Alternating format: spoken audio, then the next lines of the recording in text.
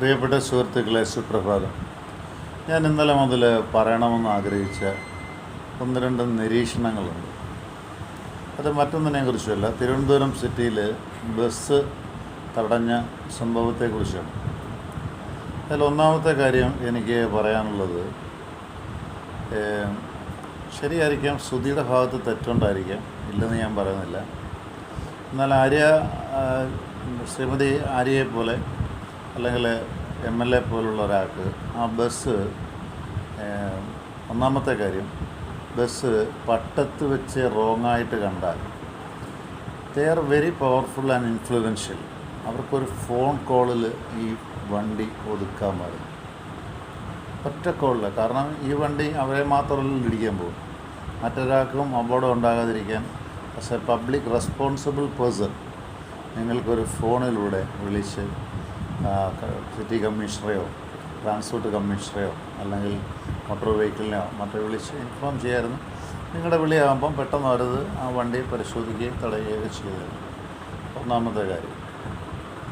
രണ്ടാമത്തെ കാര്യം, വീണ്ടും വീണ്ടും നിങ്ങളെ മുട്ടിക്കാൻ വരുന്നു എന്ന് പറയുമ്പം അതും എത്രമാത്രം വിശ്വസനീയമാണ് എന്ന് ചിന്തിക്കണമെങ്കിൽ മറ്റ് വാഹനക്കാരുടെ ഇതിന് പരാതി പറയണം. നിങ്ങൾ മാത്രമല്ലല്ലോ ആ വണ്ടിക്ക് പാരലിൽ ഓടുന്നത്.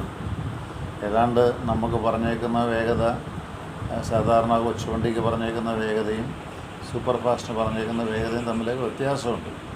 അപ്പം ആ വേഗതയിൽ നമ്മൾ രണ്ടുപേരും പോയി അവരുടെ സൂപ്പർ ഫാസ്റ്റിൻ്റെ വേഗതയിൽ അല്ലെങ്കിൽ നിങ്ങളുടെ വേഗതയിൽ സൂപ്പർ ഫാസ്റ്റും വന്നു. അപ്പോൾ അത് രണ്ടാമത്തെ കാര്യം. മൂന്നാമത്തെ കാര്യം എനിക്ക് ചോദിക്കാനുള്ളത്, ഈ മനുഷ്യനെ, അതായത് ശ്രുതിയെ സംബന്ധിച്ചിടത്തോളം, ശ്രുതി താഴെയിട്ടു കളഞ്ഞു എന്ന് പറയപ്പെടുന്ന പേപ്പർ, എന്തുകൊണ്ട് ആ പേപ്പർ നിങ്ങൾക്ക് ഒരു തെളിവ് പോലെ കയ്യിലെടുത്തുകൂടായിരുന്നു? നാലാമത്തെ കാര്യം, എന്തുകൊണ്ട് ഈ വാഹനത്തിൻ്റെ ഫ്രണ്ടിൽ ഓവർടേക്ക് ചെയ്ത് ഇടതുവശത്തോട് ഓവർടേക്ക് ചെയ്ത് പോകുന്നു? അഞ്ചാമത്തെ കാര്യം, എന്നിട്ട് എന്തുകൊണ്ട് സീബ്ര ലൈനിൽ അത് ക്രോസ് ഇട്ടു? അഞ്ചാമത്തെ കാര്യം, എന്തിന് ആ ഡ്രൈവറുടെ ഇത് പിടി തുറന്ന്, അതായത് ഡോറ് തുറന്നു അദ്ദേഹത്തോട് സംസാരിച്ചു, അദ്ദേഹം തിരിച്ച് സംസാരിച്ചാണ്. കാരണം ഇത്രയും ഓടി വരുന്ന മനുഷ്യരല്ല, നിങ്ങൾക്ക് നിങ്ങളുടേതായ ടെൻഷൻ കാണും, കല്യാണം കഴിഞ്ഞ് വരുന്നത്. അപ്പോൾ ഇതൊക്കെ നമുക്ക് തീർച്ചയായിട്ടും ചിന്തിക്കാം. പിന്നെ നിങ്ങൾ പറഞ്ഞ ഭാഷയൊന്നും ഞങ്ങളടുത്തിരുന്ന് കേട്ടില്ല, ഞങ്ങൾക്ക് പാടെ TV മാധ്യമങ്ങൾ മാത്രമേ ഉള്ളൂ. മൂന്നാമത്തെ കാര്യം, MLAക്ക് ആ ബസ്സിനകത്ത് കയറി ആളുകളെ ഇറക്കിവിടാൻ എന്ത് അധികാരമുള്ളത്? പാവപ്പെട്ട ജനം ഒരു MLA ആയതുകൊണ്ട് അവരിറങ്ങിപ്പോയി. അവർ തമ്പാന വരെ മറ്റൊരു ടിക്കറ്റ് എടുക്കുക, അവരെ തമ്പാന വരെ കൊണ്ടുപോയി വിടാനുള്ള മോറൽ റെസ്പോൺസിബിലിറ്റി ട്രാൻസ്പോർട്ട് ബസ്സിനില്ല.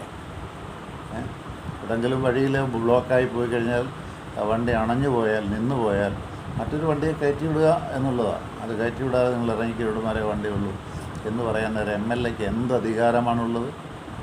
ഇനി അടുത്തത്, ഇനിയും അവിടം വരെ ചെല്ലാൻ, എവിടം വരെ, തമ്പാന് വരെ ചെല്ലാൻ അവിടെ നിന്നൊരു 3 കിലോമീറ്ററേ കാണത്തുള്ളൂ.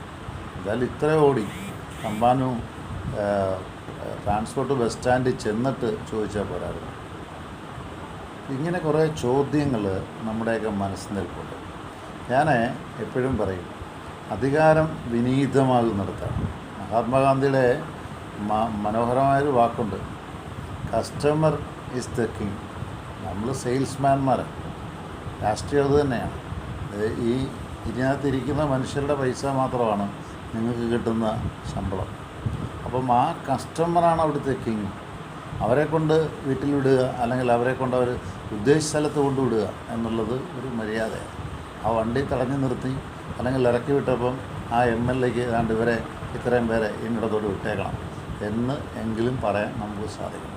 അപ്പോൾ അതല്ല എന്നുണ്ടെങ്കിൽ ഞങ്ങളെപ്പോലുള്ള സാധാരണ മനുഷ്യർക്കും തോന്നും സീബ്ര ലൈനിൽ ക്രോസ് ഇട്ട് വണ്ടിയൊക്കെ ഒന്ന് ചെക്ക് ചെയ്യുക. തീർച്ചയായിട്ടും ഞങ്ങൾ പറയും, ഞങ്ങളകത്താകും, യാതൊരു സംശയം. പിന്നെ ഞാൻ യദുവിനെ ന്യായീകരിക്കുന്നൊന്നുമില്ല. യദുവിൻ്റെ ഭാഗത്ത് തിന്മയുണ്ടെങ്കിൽ അന്വേഷിക്കണം, ന്യായമായി ശിക്ഷിക്കണം. അതോടൊപ്പം തന്നെ അധികാരികളുടെ ഭാഗത്ത് തെറ്റുണ്ടെങ്കിലും ശിക്ഷിക്കണം, അതിന് യാതൊരു സംശയമില്ല. അത് അമേരിക്കൻ പ്രസിഡന്റുമാരെയൊക്കെ കണ്ടുപിടിക്കണം. ജോ ബൈഡന് മുമ്പ് ഇരുന്ന് ബാരക് ഒബാമ ഈ അടുത്ത കാലത്ത് നമ്മൾ കണ്ടതാ ടി വി മാധ്യമങ്ങളിലൂടെ. അദ്ദേഹം ഈ ഭക്ഷണം വിളമ്പുന്നവരോടൊപ്പം ഭക്ഷണം വിളമ്പുന്നു, തലയിൽ തൊപ്പിയൊക്കെ ഇട്ട് കേറ്ററിംഗുകാരോടൊപ്പം ഭക്ഷണം വിളമ്പുന്നു. അപ്പോൾ അയാൾ പ്രസിഡൻ്റായിരുന്നു, അയാൾക്ക് സെക്യൂരിറ്റി ഉണ്ട് ഇപ്പോഴും. പക്ഷേ അയാൾ പറയുന്നത് ഞാൻ ജീവിക്കാനുള്ള ജോലി ചെയ്യുന്നു, എനിക്ക് സമ്പാദ്യം കാണാം, അതൊന്നും വിഷയമല്ല, ഞാൻ ജീവിക്കാനുള്ള ജോലി ചെയ്യുന്നു. ഈ ഒരു കൺസെപ്റ്റ് എന്ന് കേരളത്തിൽ വരുന്നു അന്ന് മാത്രമേ തീർച്ചയായിട്ടും നമ്മുടെയൊക്കെ ജീവിതത്തിൽ നന്മയുണ്ടാവും. ഞങ്ങളൊക്കെ വായിച്ചിട്ടുണ്ട്, PKV കേശവാസ്വരത്ത് ഇറങ്ങി ബസ് കയറിയാണ് വീട്ടിൽ പോയിക്കൊണ്ടിരുന്നത്. ആ മനുഷ്യരൊക്കെ എവിടെ പോയി? ആ മനുഷ്യരൊക്കെ ഇന്ന് എവിടെ പോയി? ആ മനുഷ്യരുടെയൊക്കെ തത്വം എവിടെ പോയി? എത്ര ലാളിത്യത്തോടെ സംസാരിക്കുന്ന മനുഷ്യർ നമ്മുടെ നാട്ടിലുണ്ടായിരുന്നു. സാരമില്ല, കുഴപ്പമില്ല എന്ന് പറഞ്ഞു. അപ്പോൾ അതുകൊണ്ട് ഈ പറയുന്നതിനകത്തൊക്കെ അഹങ്കാരിയായാൽ പിന്നാലെ നിൽക്കുന്നവരും അഹങ്കാരികളാകും. പിന്നെ രാഷ്ട്രീയക്കാരോടൊരു കാര്യം, രാഷ്ട്രീയക്കാരെന്ത് വൃത്തികേട് കാണിച്ചാലും അണികൾ അതിനെ ന്യായീകരിക്കുന്നത് ശരിയല്ല. തെറ്റെന്ന് പറയാനുള്ള ഒരു ധൈര്യം നമുക്ക് ഉണ്ടാവണം. ഇപ്പോൾ എന്താ അമേരിക്കയിലെ ഒരു വലിയ വിപ്ലവം നടക്കുന്നത്? യുവജനങ്ങളാണ്, അവരെ അടിച്ചമർത്താൻ നോക്കുന്നു, നടക്കത്തില്ല. അവരെന്താ പാലസ്തീനിൽ അവർ ഇസ്രയേലിനെതിരെയാണ് അവരുടെ മുദ്രാവാക്യം. അത് പറയാനുള്ള അവകാശം അവർക്കുണ്ട്. ഈ അവകാശത്തെ അവർ നിഷേധിക്കുന്നില്ല. പക്ഷേ അത് സമാധാനപൂർണ്ണമാണ്, റോഡിലൊന്നുമല്ല. അത് രഹസ്യമായ സ്ഥലത്തല്ല, പരസ്യമായ സ്ഥലത്ത്, പരസ്യമായ മൈതാനങ്ങളിൽ നിന്ന് മറ്റുള്ളവർക്ക് യാത്രാ തടസ്സം ഉണ്ടാവാതെ ആണ്. ഇനി അവസാനത്തെ ചോദ്യം ചോദിക്കട്ടെ, ഈ വണ്ടി തടഞ്ഞ് ആരെങ്കിലും ഒരു ട്രാൻസ്പോർട്ടേഴ്സിൻ്റെ യാത്ര മുടക്കിയാൽ അതിൻ്റെ പൈസ കൊടുക്കണ്ടേ? അത് MLAയിൽ ഈടാക്കുമോ? എന്തായാലും ഇത് എക്സ്പ്ലിസിറ്റ്ലി നടന്നതല്ലേ. പിന്നെ ഒരു MLA കയറി ഒരു ബസ്സിനകത്ത് കയറി ടിക്കറ്റ് ചോദിക്കേണ്ട ആവശ്യം എന്താ? ഒരു MLAക്ക് ടിക്കറ്റ് വേണോ? ഇതൊക്കെ വെറുതെ അസംബന്ധങ്ങൾ പറഞ്ഞ് ഇതെല്ലാം അങ്ങ് മനസ്സിലാക്കി, അതെല്ലാം അങ്ങ് ഗ്രഹിച്ച് എല്ലാ മണ്ടത്തരങ്ങളും മനസ്സിലാക്കുന്നവരാണ് മലയാളികൾ ചിന്തിക്കുന്നവരുണ്ട് ഈ കൂട്ടത്തിൽ. ഒരു MLA വണ്ടിക്കകത്ത് കയറി അയാൾ ടിക്കറ്റ് ചോദിക്കത്തില്ല. ടിക്കറ്റ് ചോദിക്കുന്നവരുണ്ടായിരിക്കാം, ചോദിച്ചാൽ കൊടുക്കുന്നവരുണ്ടാവാം. പണ്ട് ഉമ്മൻചാണ്ടിയുടെ ഭാര്യ അയാളുടെ വണ്ടി റോങ്ങായിട്ട് പാർക്ക് ചെയ്തപ്പം അതിൽ പോലീസ് കൊണ്ട് അഫിക്സ് ചെയ്തു, നിങ്ങൾ പെനാൽറ്റിയാണ്. അപ്പോൾ പിന്നെ അവരെ മനസ്സിലാക്കിയത് ഉമ്മൻചാണ്ടിയുടെ ഭാര്യയാണ്. ഉമ്മൻചാണ്ടിയൊക്കെ പോയി പറഞ്ഞു ഇതുപോലെ സാറേ ക്ഷമിക്കണം, ഇത് തെറ്റുപറ്റിപ്പോയി.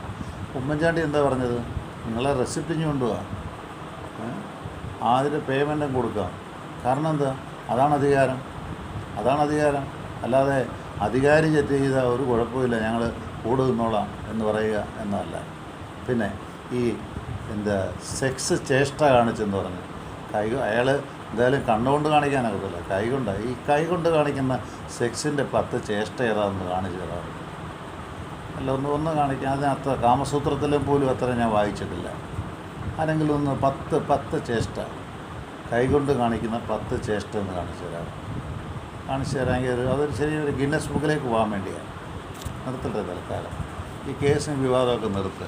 നാട്ടിലെ സാധാരണക്കാരൻ്റെ കുടിവെള്ളമല്ലോ സംസാരിക്കും, അല്ലെ ചൂടിനെ എങ്ങനെ റെസിസ്റ്റ് ചെയ്യാം എന്നുള്ളതിനെക്കുറിച്ച് സംസാരിക്കും. അല്ലാതെ ആര്യയുടെയും മറ്റേ MLAയുടെയും ഇതിൻ്റെയൊക്കെ കാര്യം കോടതിക്ക് വിടും, പോലീസിന് വിടും. എങ്ങനെ അടുത്ത് സിം കാർഡ് പോയി? ഈ സിം കാർഡ് എങ്ങനെയാണ് പോകുന്നത്? സിം കാർഡ് ട്രാൻസ്പോർട്ടിലും അല്ലെങ്കിൽ പോലീസിനെ ഞാൻ കുറ്റപ്പെടുത്തുന്നില്ല, അവരതിൻ്റെ പോലീസുകാർ തന്നെ അത് പോകും. ഈ ട്രാൻസ്പോർട്ടിലുള്ള ആരെങ്കിലും അറിയാതെ എങ്ങനെ സിം കാർഡ് പോകുന്നത്? ഏത് വിധത്തിലാണ്? അത് ഒന്നിലല്ല 3 പോയി. 1 പോയാൽ മനസ്സിലാക്കാറുണ്ട്, പക്ഷെ 3 പോയി. അപ്പോൾ ആരെ തെളിവ് നശിപ്പിക്കുന്നത്? ആർക്ക് വേണ്ടിയാണ്? ഇത് കൊടുത്തിരിക്കുന്ന പരാതിക്കകത്ത് കൃത്യമായിട്ടുണ്ട്, ഈ ട്രാൻസ്പോർട്ടിലെ പരാതി നോക്കിയാൽ മാത്രം മതി. ഈ 2 കാര്യങ്ങളെ പറഞ്ഞ് അവസാനിപ്പിക്കുക.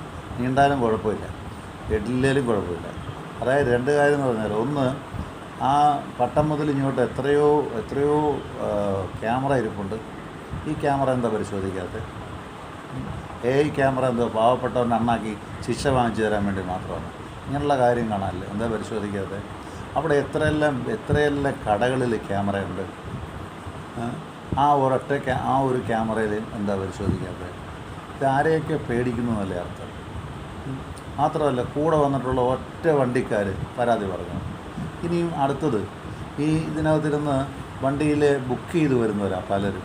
ഇവരുടെ എല്ലാം ഫോൺ നമ്പർ നിങ്ങളുടെ കയ്യിലുണ്ട്. ഈ ഫോൺ നമ്പറിൽ അവരെ ഒന്ന് വിളിച്ചിട്ട് ഈ ഡ്രൈവർ മോശമായിട്ട് ഇടപെട്ടോ എന്ന് ചോദിച്ചു നോക്കി. രഹസ്യമായിട്ട് ചോദിക്കാമല്ലോ, പരസ്യമായിട്ട് ചോദിക്കണമെന്നില്ല. അപ്പോൾ എന്ന് വെച്ചാൽ അധികാരത്തിൻ്റെ പ്രമത്തറ തലയെ പിടിച്ചു കഴിഞ്ഞാൽ എന്തും ചെയ്യും എന്ന ഒരു ചിന്താഗതിയിലേക്ക് നമ്മുടെ ലോകം മാറിയിരിക്കുന്നു. ഇത് കാണിക്കുന്ന ഒരു പാഠം എന്നറിയാമോ? കുട്ടികളുടെ മുമ്പിൽ നിങ്ങളൊക്കെ അധ്യാപകർ അതുകൊണ്ട് പറയാം, അധികാരം കൈ കിട്ടിക്കഴിഞ്ഞാൽ എന്തും ചെയ്യാം എന്ന ഒരു പാഠം ഈ ലോകത്തിൽ നിങ്ങൾ അവശേഷിപ്പിക്കുന്നുണ്ട്. ഇതൊരു മാതൃകയല്ല, ഇതൊരു കിറ്റ് കൊടുക്കുന്നതല്ല, ഇതൊരു ഒരു ലക്ഷം രൂപ ദാനം കൊടുക്കുന്നതല്ല. 1 ലക്ഷം രൂപ ദാനം കൊടുക്കുന്നതിനേക്കാൾ കാണിക്കുന്ന മാതൃക 1 കോടി ജനത്തിന് മുമ്പിൽ കാണിക്കുന്ന ദുഷ്മാതൃകയാണ്, തെറ്റായ മാതൃകയാണ്. ഈ മാതൃക ശരിക്കും നിങ്ങൾ സാമ്പത്തികമായിട്ടോ ബൗദ്ധികപരമായിട്ടോ വളർത്തുന്നതല്ല, മറിച്ച് കുഞ്ഞുങ്ങളെ തിന്മയിലേക്ക് നയിക്കാൻ സാധിക്കുന്ന ഒരു ചിന്ത, ഒരു കോഗ്നിറ്റീവ് ഗ്രോത്താണ് കൊടുക്കുന്നത്. നെഗറ്റീവ് കോഗ്നിറ്റീവ് ഗ്രോത്താണ് കൊടുക്കുന്നത്. ഇത് ശരിയല്ല, ശരിയല്ല, ശരിയല്ല. പേര് ജോൺസൺ കരൂർന്നാണ്. അല്ല, കൊച്ചു പറയുന്ന പോലെ പൊങ്കാല ഇടാൻ വരുന്നേവാ